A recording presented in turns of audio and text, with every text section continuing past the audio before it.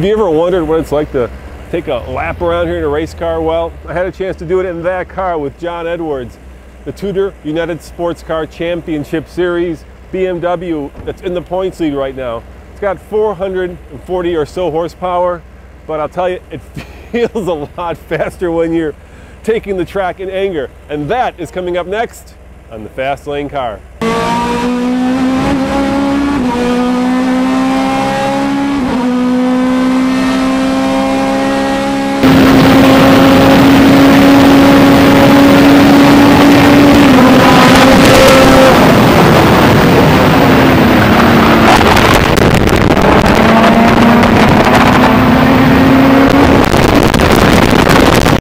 I race the Z4 in the TUDOR United Sports Car Championship with BMW team RLL. Okay, and tell me about the car. What's the car? So the car is a Z4, but it's based on a Z4. So it's built as a two-frame chassis, carbon fiber bodywork.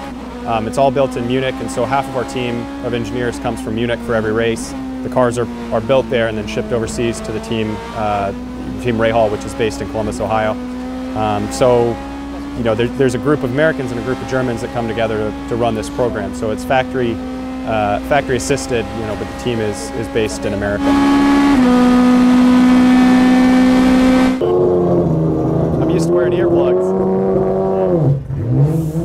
So I made the transition to sports cars from open wheel racing, and I really had to change my style because the first cars I drove were not as advanced as these cars behind me. So you know, you have to turn in earlier, you know, get the weight transferred earlier, and the car doesn't really do a lot of what you want it to do. But when I stepped back into these cars, it was like going back home to formula cars. You know, these are you know, coupes, and they look like street cars, and yet they handle like high downforce race cars. So when you get behind a car, you notice, you know, you lose the front downforce, and the car wants to understeer. And so the driving style is a lot more like a formula car, even though it's representing a street car.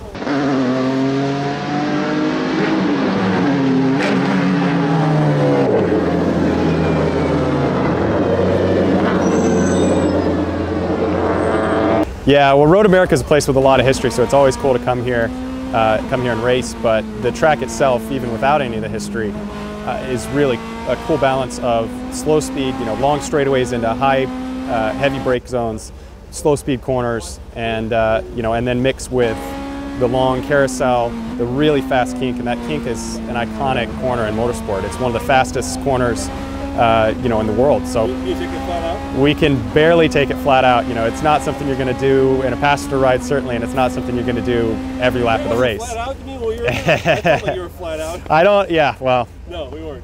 We weren't flat out, and going flat out, you might do it every lap of qualifying, but you're not going to do it every lap of the race.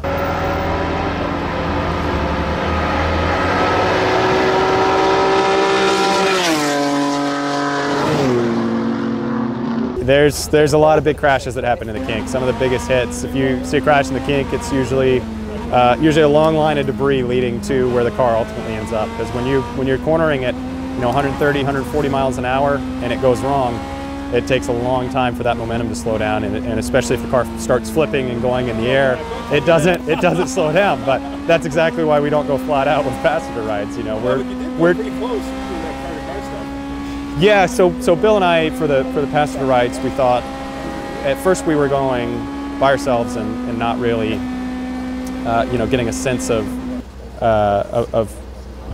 what racing is like. So Bill and I talked about it. We said, well, why don't we lead one lap and then we'll swap and follow one lap.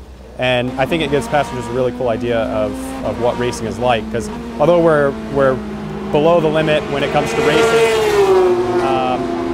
each other in the passenger rides, it still gives everyone an idea of what it's like to you know, to approach a car and how you can be inches and feel like you're up in the guy's bumper.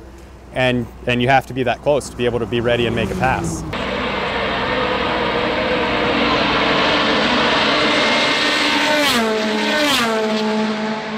I've had plenty of serious crashes. Yeah, I mean, I've flipped a car in Laguna Seca. I had a big hit at Watkins Glen in the last corner, but that's part of racing. That's what we do. We push the envelope to be at the limit, and if you go a little past the limit, it has some pretty big consequences.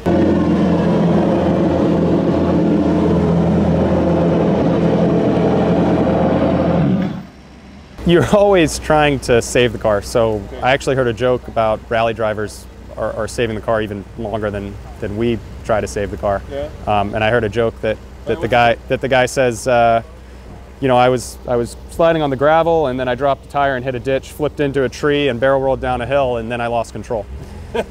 Because you know, I've had crashes where something broke on the car. The crash I had in Watkins Glen, something broke on the car, and I was spinning, and you can see on the photographs that the guy took from the inside, the car was gone, and I was like this, and my head was tilted looking down the track that way, but there was no way I was going to save it.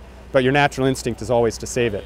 And I saw a video of Sebastian Buemi when his front tires flew off in practice when Red Bull was testing some new parts on the suspension. He hit the brakes, the wheels flew off, and he's driving, or the car's sliding straight through the corner, and he's still trying to correct on the steering wheel. You know, it's just, it's hard to fight your instinct, you know, with logic when that happens, because a lot of what we're doing is just, you know, comes down to instinct. Wow, that was incredible. I'm not sure whether I should cry or scream, man. I'm amazed at how tiring that is, even riding next to you. I'm still a little sweaty and a little nervous after that ride because it's hot. All the G-forces are on your body, and those guys are just phenomenal the way they handle the car. It really shows how much more I've got to go before I can even approach being anywhere near a proficient sports car, race car driver. So we'll keep it everyday reviews because that is a whole different world. As always, this is Roman reporting from Road America on a beautiful cloudy day where I just got to take a lap or two in a race car. See you next time. Ciao. Remember, check out TFLcar.com for more everyday, real world as it gets reviews. Ciao.